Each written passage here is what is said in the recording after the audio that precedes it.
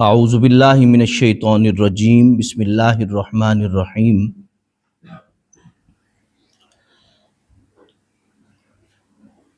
ومنہم من یستمع الیک حتی اذا خرجوا من عندک قالوا للذین اوتوا العلم ماذا قال آنفا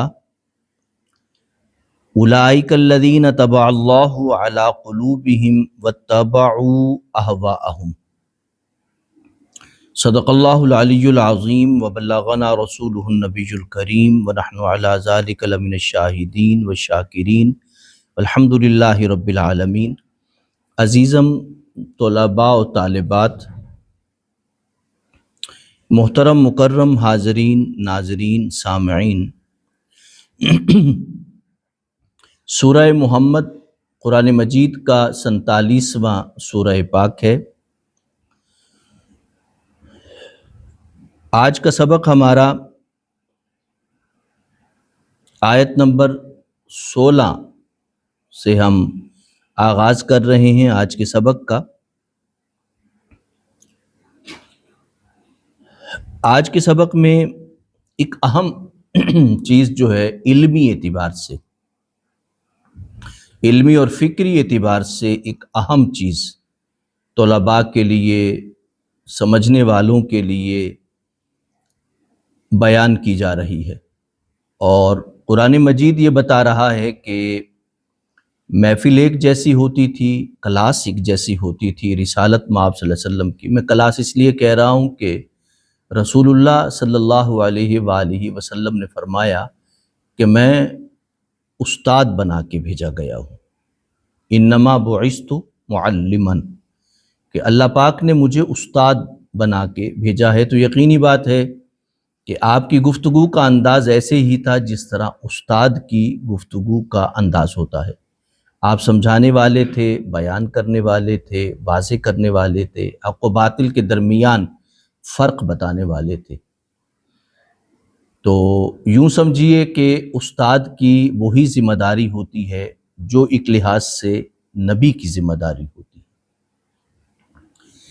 تو قرآن مجید فرماتا ہے کہ سامنے بیٹھنے والے جو ہیں وہ اسٹوڈنٹ ہوتے تھے، صحابہ ہوتے تھے، لیکن ان میں منافقین بھی ہوتے تھے۔ اب ایک صحابی جو ہیں وہ بات کو بغور سنتے تھے، توجہ سے سنتے تھے، اسے یاد کرتے تھے، دل میں اتارتے تھے، اور پھر اسے بار بار رسالت مآب صلی اللہ علیہ وسلم کی بات کو دہراتے تھے۔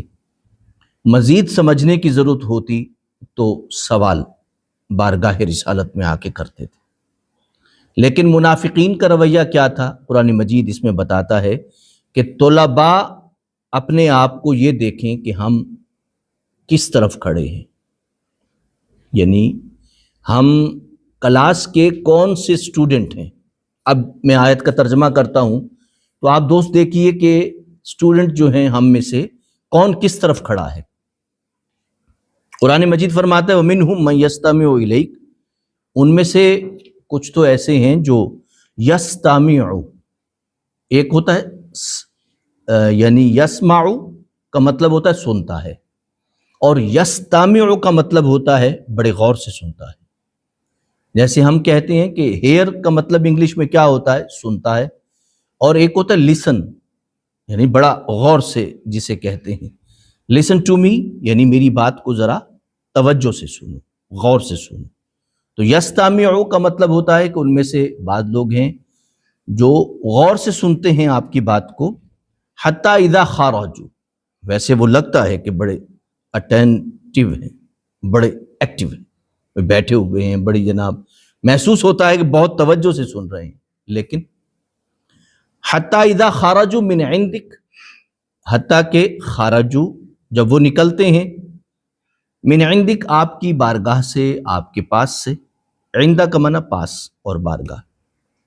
قالوا للذین اوتوا العلم ماذا قال آنفا، تو کہتے ہیں ان لوگوں سے اوتوا العلم، یعنی صحابہ میں جنہیں علم دیا گیا، علم دیے جانے والے صحابہ میں حضرت عبداللہ ابن مسعود تھے، حضرت عبداللہ ابن عباس تھے، یہ بڑے لوگ تھے، صاحبان علم تھے صحابہ میں۔ تو ان سے پوچھتے، کہتے کہ ماذا قال آنفا، ماذا قال، کیا کہا ہے؟ یعنی اٹھ کے باہر نکلتے تو ماذا قال آنفا، آنفا کا مطلب ہے یہ ابھی ابھی کیا کہا ہے آپ نے۔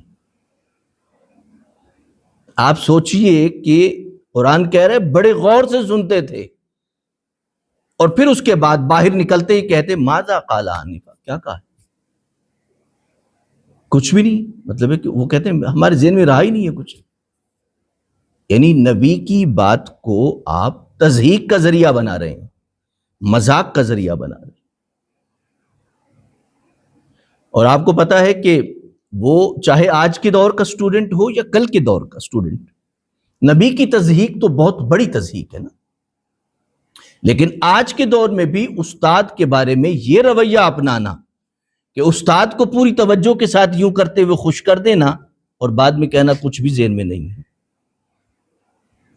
یعنی باہر سٹوڈنٹ میں کہنا، جا کے اپنے کلاس فیلوز سے کہنا پتہ نہیں استادوں نے کیا کہا مجھے تو کخ سمجھ نہیں آئی، پر استاد کے سامنے ایک بھرپور اداکاری تھی۔ بہت خوب ایکٹر ہوتا ہے جو سامنے بیٹھا ہوتا ہے اور استاد سمجھتا ہے بس میری بات تو سن ہی رہا ہے، اس کے سوا تو کچھ سن ہی نہیں رہا، بعد میں وہ کہتا ہے پتہ نہیں استادوں نے کیا کہا، کخ سمجھ نہیں آئی۔ ماذا قال آنفا، کیا کہا ہے؟ دراصل یاد رکھیے کہ علم جو ہے وہ تضحیک سے، توہین سے، اہانت سے، ڈسگریس کرنے سے استاد کو یا علم کو، اس کا نقصان نہ استاد کو ہوتا ہے نہ علم کو ہوتا ہے۔ جو ڈسگریس کر رہا ہے، بے عزت کر رہا ہے علم کو اور سکھانے والے کو، نقصان اسی کو ہوتا ہے۔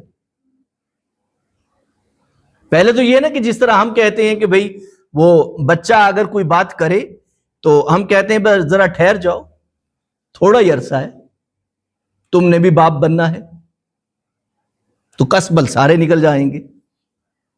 بندہ صبر سے کہتا ہے، کبھی زبان سے کہہ دیتا ہے اور کبھی نگاہوں سے کہتا ہے، کبھی رویے سے کہتا ہے اچھا ٹھیک ہے جی جو تسی کہندے ہو ٹھیک ہے،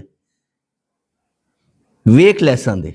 مقصد یہ کہنے کا ہے کہ بھئی بچے کو جب تک باپ نہیں بنتا اسے سمجھ نہیں آتی، اسی طرح سٹوڈنٹ جب تک استاد نہیں بنتا اسے بھی سمجھ نہیں آتی۔ تو قرآن مجید یہ فرماتا ہے کہ توہین اور تضحیک دراصل سٹوڈنٹ کو نقصان دیتی ہے، اس کے علم کو نقصان دیتی ہے۔ استاد کو یا علم کو کوئی نقصان نہیں ہوتا۔ قرآن مجید آگے فرماتا ہے اولئک الذین، نقصان کیا ہوتا ہے؟ دیکھیے نقصان کتنا بڑا ہوتا ہے۔ توہین اور تضحیک کا نقصان کیا ہوتا ہے؟ مثال ہے، دیکھیے میں سادہ بات کرتا ہوں، آپ نبی کی صحبت تو اب نہیں ہے لیکن استاد کی صحبت ہے۔ استاد کی اگر بات واضح نہیں ہوئی تو استادوں سے پوچھیں، بیان کرنے والوں سے پوچھیں، وہ آپ کے سامنے واضح کر دیں گے بات کو۔ لیکن ایک بات ہے کہ آپ سمجھتے ہیں کہ آپ کو اختلاف ہے تو اختلاف رائے کر لیں، کوئی حرج نہیں ہے اس میں کون سی بات ہے؟ آپ بھی تحقیق کر لیں، آپ بھی ریسرچ کر لیں اور تحقیق رائے کے بعد اختلاف رائے کر لیں، اس میں کیا حرج ہے؟ لیکن توہین اور تضحیک جو ہے، اہانت جو ہے، ڈسگریس کرنا جو ہے، یہ دراصل انسان کی اپنی ذات کو نقصان دیتا ہے۔ اور نقصان کیا ہوتا ہے؟ اولئک الذین طبع اللہ علی قلوبہم، وہی لوگ ہیں اللہ نے ان کے دلوں پر طبع مہر لگا دی ہے۔ یعنی ایک شخص عالم ہو سکتا ہے مگر اس کا علم روشنی نہیں بن سکتا، ہو سکتا ہے روشنی نہ بنے۔ ایک شخص پڑھا لکھا ہو سکتا ہے مگر ممکن ہے کہ تعلیم اس کے لیے ہدایت کا سبب نہ بنے۔ علم کس لیے حاصل کیا جاتا ہے؟ روشنی کے لیے، نور کے لیے، رہنمائی کے لیے، ایک بہتر زندگی کے لیے، راہ ہدایت کے لیے۔ اور کیا مقصد ہوتا ہے علم کا؟ آپ اگر پڑھتے ہیں، چاہے آپ سکول پڑھیں، آپ کالج پڑھیں، آپ یونیورسٹی پڑھیں، آپ جامعہ پڑھیں، مقصد کیا ہے؟ روشنی، نور، ہدایت، رہنمائی۔ اس کے سوا اور کیا ہے؟ تو قرآن مجید فرماتا ہے کہ اولئک الذین طبع اللہ، وہی لوگ ہیں طبع، مہر لگا دی اللہ نے، علی قلوبہم، ان کے دلوں پر۔ اختلاف سے مہر نہیں لگتی۔ آپ والدین سے اختلاف کر لیں، آپ شاید نقصان نہیں ہوگا، لیکن جب آپ والدین کی توہین کریں گے، تضحیک کریں گے، ایک صاحب عزت کی توہین اور تضحیک کریں گے، وہ توہین اور تضحیک جو ہے وہ آپ کے علم پہ مہر لگا دے گی، آپ کے دل پہ مہر لگا دے گی۔ یعنی یوں سمجھیے کہ آپ کے چشمہ علم پہ مہر لگ جائے گی۔ آپ کے پاس علم ہوگا، جیسے قرآن کہتا ہے کہ بعض لوگوں کے پاس علم بالکل اسی طرح ہوتا ہے جس طرح گدھے پہ بوجھ لدا ہوا ہوتا ہے۔ گدھے پہ آپ کتابیں لاد دیں تو وہاں پہ پوری لائبریری لے کے چلا جائے گا، وہ گدھا انکار نہیں کرے گا، اقرار کے ساتھ کہے گا ٹھیک ہے، بوجھ اٹھا کے چلا جائے گا، لیکن اس بوجھ کا کیا فائدہ ہوگا اس کو؟ اس کے لیے کوئی روشنی نہیں۔ تو اس انسان کے لیے جو کتابوں کا بوجھ لادے ہوئے ہے تو کتابوں کا بوجھ ہی ہے، اس کے لیے کوئی رہنمائی، کوئی ہدایت، کوئی لہجے میں، کوئی رویے میں، کوئی سوچ میں، کوئی فکر میں کوئی تبدیلی نہیں ہے، تو پھر تو اسی طرح ہے۔ قرآن کہتا ہے کہ بھئی جس طرح گدھا جو ہے بوجھ اٹھا کے چلتا ہے، اسی طرح انسان بھی بوجھ ہی اٹھائے ہوئے ہے، علم کا اور کتابوں کا۔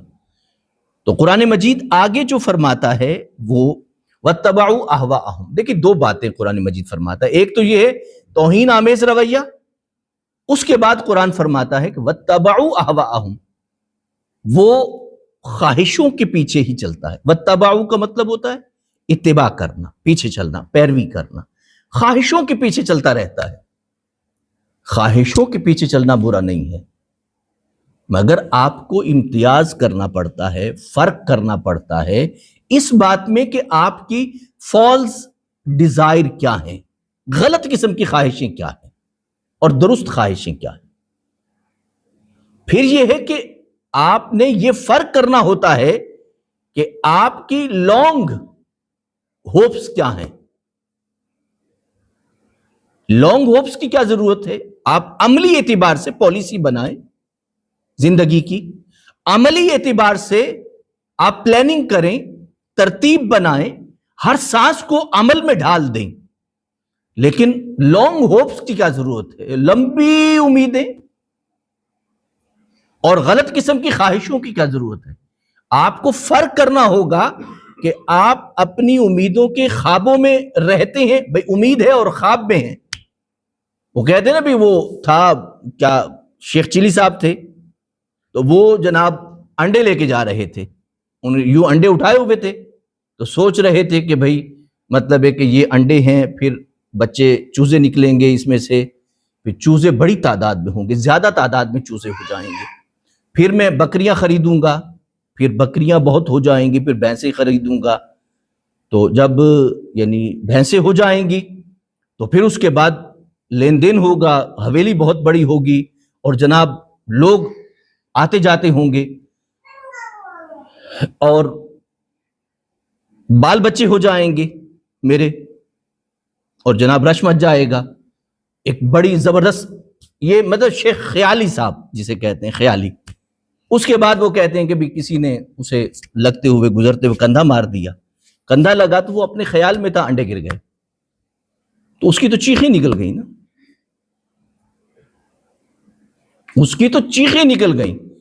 لوگوں نے کہا کہ بھی چند درجن انڈے ہی ٹوٹے ہیں نا، وہ کہیں گے تمہیں کیا پتا، تمہارے تو چند درجن، تمہارے سامنے چند درجن انڈے ٹوٹے ہیں، پر تم نے تو میری حویلی ساری ختم کر دی، میرے بال بچے ختم کر دیے تم نے وہ بھینسیں، وہ بکریاں، وہ چوزے، وہ مرغیاں، وہ بہار ساری تم نے تو تباہ کر کے رکھ دی۔ تم نے تو صرف تمہارے لیے تو چند درجن انڈے تھے، مگر میرا تو فیوچر تھا ٹوٹل۔ اس طرح کے خواب کی کیا ضرورت ہے، یا اس طرح کی امیدوں کی کیا ضرورت ہے؟ پریکٹیکل رہیں، پریکٹیکل رہنے کا طریقہ کیا ہے؟ بچوں کے لیے اور والدین کے لیے بڑی سادہ سی بات ہے۔ پریکٹیکل رہنے کا طریقہ یہ ہے کہ آپ بچوں کی آج کی تعلیم اور تربیت پہ توجہ دیں. یہ نہ سوچیں کہ میں کروڑوں کماؤں گا تو میرے بچے گاڑیوں میں پھریں گے، کوٹھیوں میں رہیں گے، عیش و آرام سے رہیں گے. نہیں، آج کی جو تعلیم اور تربیت ہے وہ پورا کریں. یہ والدین کی ذمہ داری ہے. اور یہ اولاد کی ذمہ داری کیا ہے کہ وہ آج جو خدمت کرنی ہے، جو آپ کی استعداد میں ہے، طاقت میں ہے، وہ والدین کی خدمت کر دیں. آپ کے پاس مال نہیں ہے، ہاتھ تو ہے. آپ کے پاس مال نہیں ہے، فرمانبرداری تو ہے. آپ کے پاس مال نہیں ہے، ادب تو ہے، احترام تو ہے. آپ والدین کو یہ تو دے سکتے ہیں. یہ آج کو آج ریٹرن کریں. یہ نہ کہیں والدین سے کہ میرے پاس پیسے آ جائیں تو میں نے آپ کی بڑی خدمت کرنی ہے. یہ تو خواب ہیں، لانگ ہوپس ہیں، فالس ڈیزائر ہیں. بھئی والدین کو چاہے وہ جوان ہو، انہیں ضرورت نہ ہو، لیکن انہیں خدمت کی ضرورت نہیں ہوگی، ادب کی ضرورت تو ہے نا، احترام کی ضرورت تو ہے، عزت کی ضرورت تو ہے، ان کے کام کاج میں کوپریٹ کرنے کی ضرورت تو ہے نا. اولاد کے لیے والدین سوچیں، لانگ ہوپس رکھیں کہ میں یہ کماؤں گا، وہ کماؤں گا، پھر بچے جو ہیں میرے یوں ہوں گے، یوں ہوں گے. نہیں، آج کی جو ذمہ داری ہے تعلیم کی اور تربیت کی وہ پوری کریں. اولاد والدین کا جو آج کا ادب ہے، احترام ہے، عزت ہے، وہ کریں. یہ ضروری ہے. یہ کہ ہم لمبی بات کریں نہیں. وَاتَّبَعُوا أَهْوَاءَهُمْ، خواہشوں کے پیچھے چلنے کا کوئی مقصد نہیں. آگے قرآن